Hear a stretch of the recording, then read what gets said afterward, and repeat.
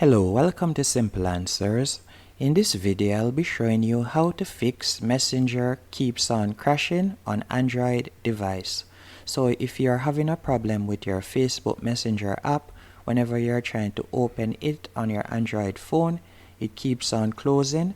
I'll be showing you how to fix it. The first thing you will need to do is go into Play Store and you're going to search for Messenger, as you want to ensure that your Messenger app is up to date. If it is not up to date, please update it.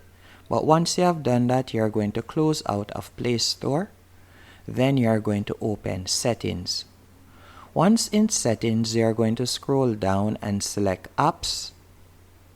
And after selecting Apps, you're going to tap in the top right hand corner and you're going to type in Messenger. Then you're going to select Messenger, and from here you're going to scroll down a bit. Then you're going to tap on Storage, and you want to tap on Clear Data in the bottom left hand corner. Then tap on OK. After doing that, you're going to go back and you're going to tap in the top right hand corner again, and you're going to search for Facebook this time.